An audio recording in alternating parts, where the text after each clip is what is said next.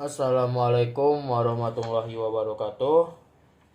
Perkenalkan, saya Teguh Faris Ramadan dengan NPM 220410401098. Di sini saya akan membahas suatu materi tentang menghitung reaksi tumbuhan dengan metode grafis. Sebelum kita memasuki pembahasan soal kita ini, saya akan memberikan dua hal yang harus diperhatikan dalam mengerjakan metode grafis ini. Yang pertama yaitu skala. Skala yang kita gunakan di soal ini yaitu skala 1 ton banding 1 cm. Yang kedua yaitu kemiringan garis yang akan mempengaruhi bentuk dari metode grafis ini. Oke, sekarang kita masuk ke pembahasannya. Di soal kita ini, kita memiliki 5 muatan beban.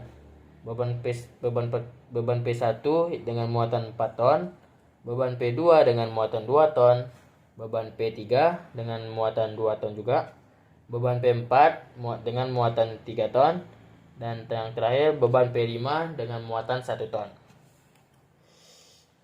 Seperti yang saya katakan di awal, bahwa kita harus melihat skalanya dahulu. Di sini kita menggunakan skala 1 ton banding 1 cm. Dan ketika kita sudah mengetahui skalanya, kita bisa mengubah ini menjadi bentuk yang ada di sebelah kanan. Contoh yang pertama yaitu P1. P1 memiliki muatan 4 ton. Karena kita menggunakan skala 1 ton banding 1 cm, maka panjang dari P1 ini ialah 4 cm. Jadi jarak dari sini ke P1 yaitu 4 cm. Dan seterusnya juga begitu. Seperti P2 yang memiliki 2 ton, jadi panjangnya itu 2 cm. Dari P1 ini menuju P2 itu jarak 2 cm. Begitu juga dengan P3, jaraknya 2 cm. P4 dari P3 ke P4 dengan jarak 3 cm. Dan yang terakhir dari P4 ke P5 dengan jarak 1 cm. Oke. Setelah kita sudah mengetahui garis vertikal ini, udah kita ukur, udah kita tentukan di mana tempat-tempatnya, kita tentukan titik tengah untuk menentukan garis kemiringannya. Jadi ini titik tengah kita. Setelah sudah diketahui di tengahnya, kita menarik garis dari sini menuju ke titik tengah. Dan seterusnya yang ini juga titik P1 juga menuju titik tengah. Titik P2 menuju titik tengah dan seterusnya. Maka dapatlah bentuk garis yang seperti gambar.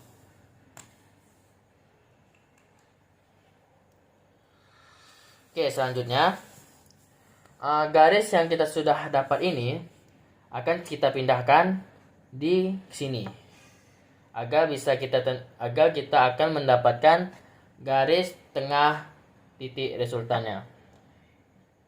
Dan ini seperti saya katakan di awal juga, yaitu hal yang kita perhatikan yang kedua, yaitu kemiringannya.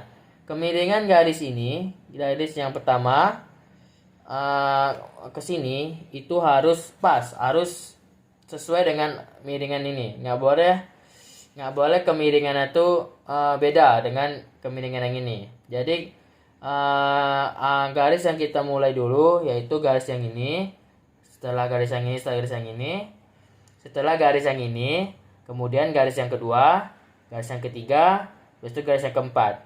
Untuk garis yang paling atas sama garis yang paling bawah itu kita terakhir kita letakkan di sini. Oke, yang pertama garis ini kita pindahkan ke sini. Oke, ini dia garis yang pertama, yaitu garis P1. Yang ini kemiringannya harus sama dengan kemiringan yang ini harus sama dengan kemiringan di garis yang pertama. Peletakannya sesuai gini karena kita meletakkan garis ini dari garis P1 ini menuju garis P2 yang ini, yang kita buat di awal dengan kemiringan yang sama seperti garis di sini. Setelah itu kita akan melanjutkan dengan garis P2 dengan kemiringan yang sama juga di sini ke arah sini. Dimulai dari pokoknya dia tuh harus sesuai dengan dimana berhenti garis yang kita buat tadi. Kita memulai garisnya dari sini ke sini, maka untuk garis selanjutnya kita harus memulai dari sini ke sini. Sekarang kita sudah mendapatkan garis yang kedua, yaitu garis P2, dan selanjutnya kita akan melanjutkan dengan garis P3. Sekarang kita sudah mendapatkan garis yang ketiga. Habis selanjutnya kita akan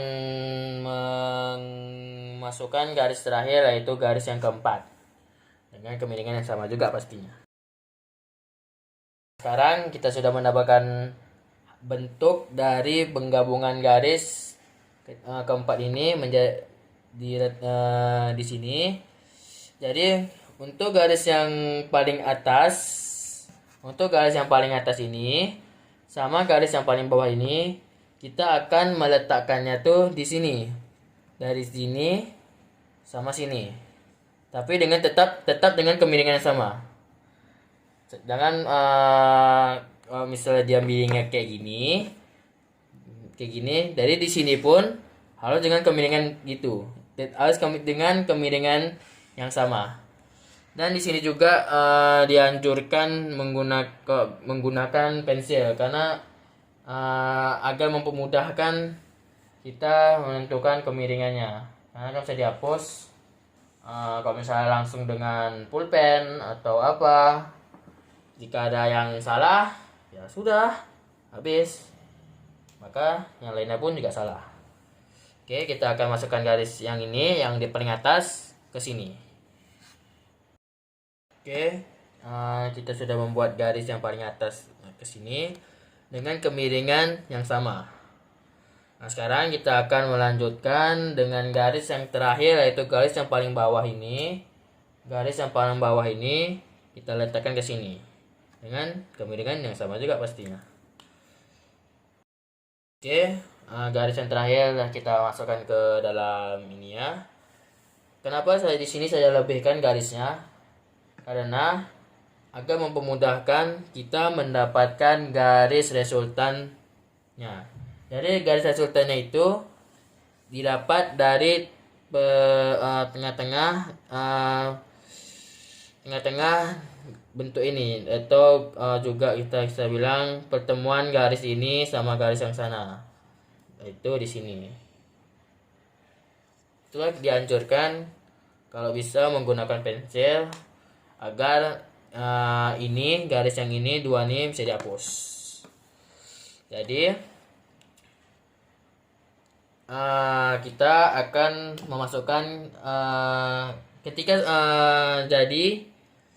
sekarang ketika kita sudah menemukan bentuknya ini, bentuk hasil dari gambar yang di sebelah kanan, garis kemiringannya di sini, kita akan mendapatkan garis resultannya. Garis resultannya itu yang seperti yang saya bilang tadi, yaitu pertemuan garis yang ini sama garis yang ini. Itu ini dia garis resultannya. Jadi garis resultannya ini kita buat garis vertikal sampai ke sini, dan itulah garis resultan yang kita dapat dari hasil diagram ini.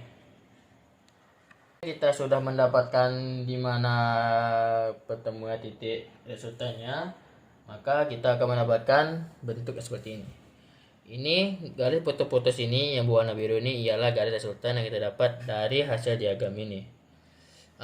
Jadi ketika kita sudah mendapatkan hasil bentuk seperti ini, kita bisa menentukan di mana letak panjangnya, letak di mana garis RA sama garis RB.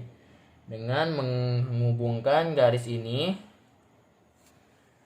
dengan begini. Sorry, kita ganti tinta merah aja. Tapi nggak usah. Nanti kita gaskan tinta merah di diagram yang kanan. Ketika kita sudah mendapatkan garis miring seperti ini, maka kita bisa memindahkan garis miring ini ke bentuk yang ada di sebelah kanan agar menentukan di mana letak garis RA sama garis RB.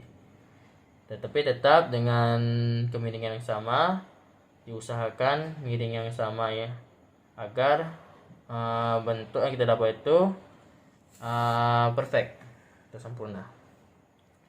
Jadi ini dia garisnya. Jadi itu dia garisnya.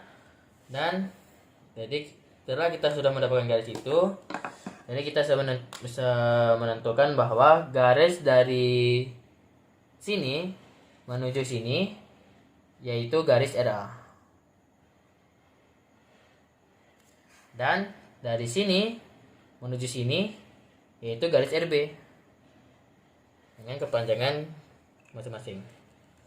Setelah kita sudah mendapatkan hasil seperti ini, kita akan membuat gambar satu lagi nih.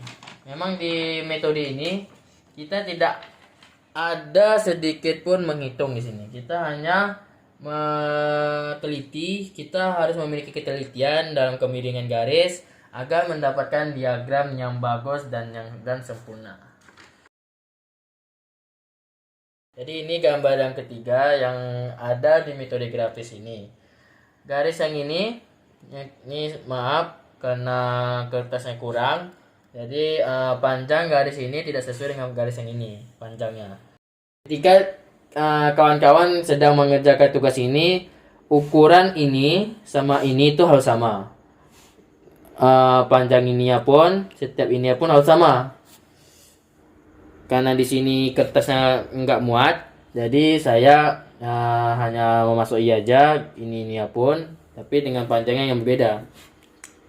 Jadi sekarang masuk.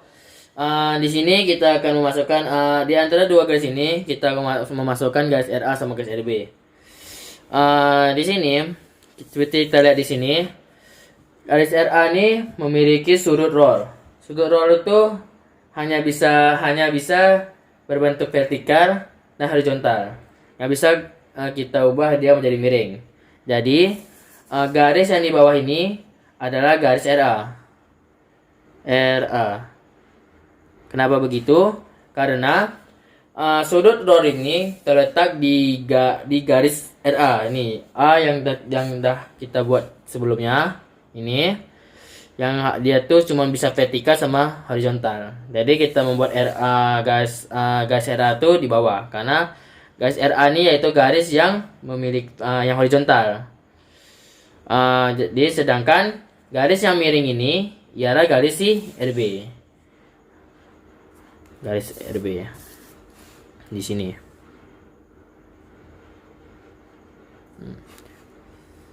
Jadi ini dia tuh ini kan dari sini ke sini kan arah ke bawah semua nih.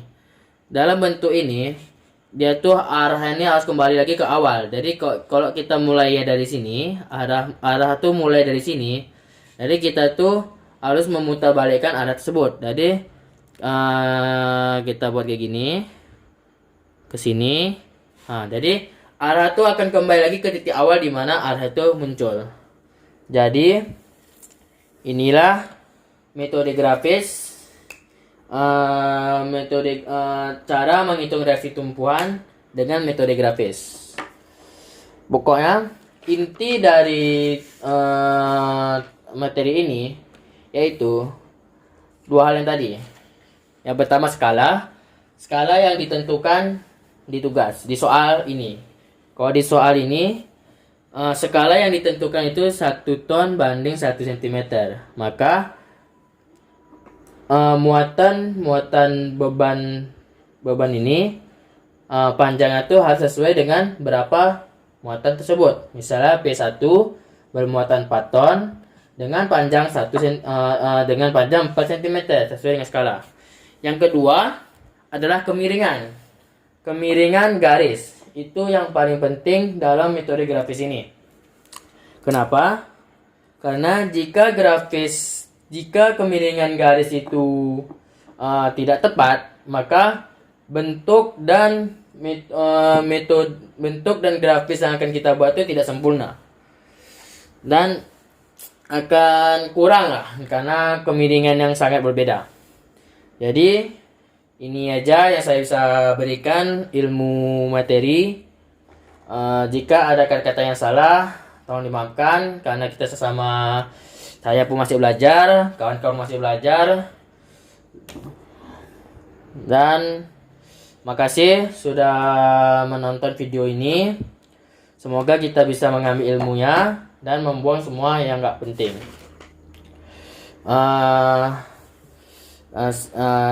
Jadi sekian materi tentang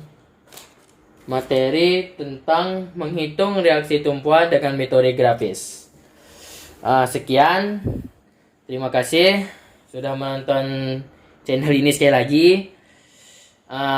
Lebih dan kurang saya mohon maaf. Assalamualaikum warahmatullahi wabarakatuh.